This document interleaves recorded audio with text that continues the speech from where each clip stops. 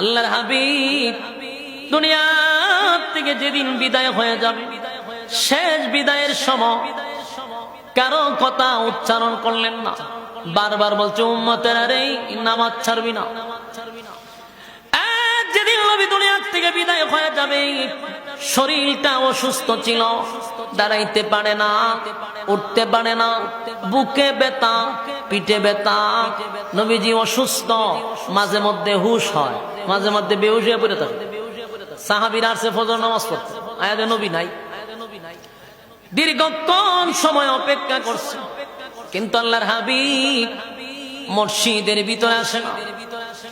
সাহাবায়ে কেরামরা বুঝতে পারছে নামাজের টাইম চলে যায় রে, পয়গম্বর ইমামতিতে দাঁড়ায় না। মসজিদে নববীতে কান্নার রোল পড়ে গেল। সবাই বুঝতে পারছে আমার নবী ইমামতির মধ্যে আসে না রে, নিশ্চয়ই কোনো কাহিনী আছে। যখন দেখা যায় নামাজের টাইম চলে যাবে, হঠাৎ করে তাকায়া দেখে একজন ইমামতির মুসল্লায় দাঁড়ায় গেছে। সাহাবীরা ইমামতির মুসল্লায় দেখে আশ্চর্য হয়ে গেল, এই লোক যেহেতু ইমামতির মুসল্লায় দাঁড়ায় গেছে, আর কোনদিন নবী দাঁড়াবে না। আবু বকর সিদ্দিক রাদিয়াল্লাহু তাআলা দাঁড়ায় গেছে।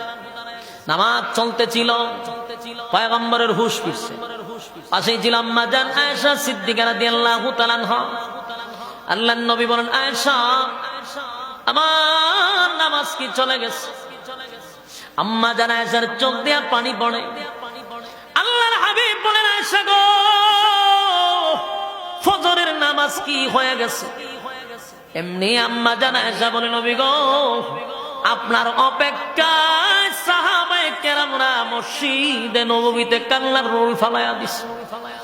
অপেক্ষা করতে করতে আমার আব্বার ইমামতিতে মসজিদে নববী নামাজ শুরু হয়ে গেছে। আল্লাহর নবী বলে, আয়েশা রে, আমি উঠতে পারি না, আমার বুকে ব্যথা, আমার শরীরটা বড় দুর্বল, আমার একটু দেখাইবা, আমার সাহাবীরা নামাজ পড়ে। আম্মা জান আয়েশা নবীর হুজরা শরীফের সাথেই হলো মসজিদে নববী।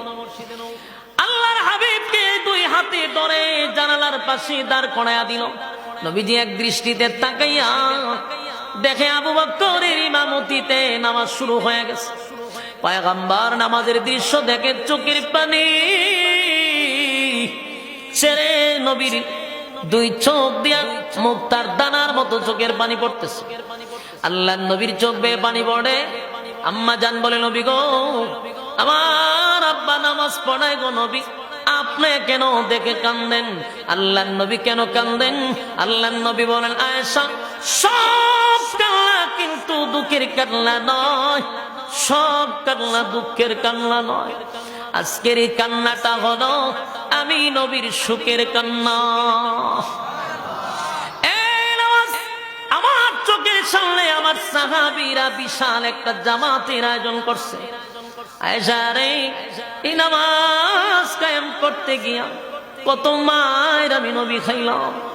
তায়েফের ময়দানে আমার রক্তাক্ত করছে নামাজের কারণে। আমার সাহাবীরা নামাজ পড়তে গিয়া আমার সাহাবীরা শাহাদাত বরণ করছে। আমি নবী নামাজে দাঁড়াইলে আমার গলার মধ্যে তারা রশি লাগাইয়া টান মারছে। আজকে এই নামাজের দৃশ্য দেখে আমি আনন্দে চোখের পানি ছেড়ে দিছি।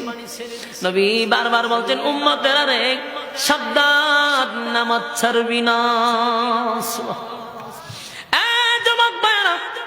তাই জাহান্নামীরাও সেদিন বলবে, ক্বালু লাম নাকু মিনাল মুসাল্লিন, দুনিয়ার জমিনে এক নাম্বার হলো নামাজি ছিলাম না, তাই তো আজকে জাহান্নামে আসছি। দুই নাম্বার কারণ উল্লেখ করবে, ওয়ালাম নাকু নুতইমুল মিসকিন। জাহান্নামীরা বলবে দুই নাম্বার কারণ হলো, জাহান্নামে আসার দুই নাম্বার কারণ হলো, দুনিয়ার জমিনে আমার টাকা পয়সার কোনো অভাব ছিল না, আমি টাকা পয়সার মালিক ছিলাম রে, নেতা ছিলাম, আমি সমাজের একজন চেয়ারম্যান ছিলাম, আমি মেম্বার ছিলাম, আমি এমপি ছিলাম, মন্ত্রী ছিলাম, সমাজ সেবক ছিলাম, কিন্তু আমি সুযোগ পাইলে এতিমের মাল মাইরা খাইতাম। এক নাম্বার নামাজ দুই নাম্বার হলো ওয়ালাম নাকু নুতঈমুল মিসকিন, দুই নাম্বার হলো ইয়েতিমের মাল মাইরা যারা খাইছে। কিয়ামতের কঠিন ময়দানে জাহান্নামীরা বলবে দোস্ত রে, আমি ইয়েতিমের মাল মাইরা খাইছি, আমি অসহায়দের মাল মাইরা খাইছি, আমি আমার পাশের বাড়ির ইয়েতিমের খবর নেই নাই, দুঃখীদের খবর নেই নাই, নিজে খাইয়া মোটা হইছি, আমি 5 তলায় ঘুমাইছি, পাশের বাড়ির মানুষটা না খাইয়া ঘুমাইছে, একবারও খবর নিলাম না।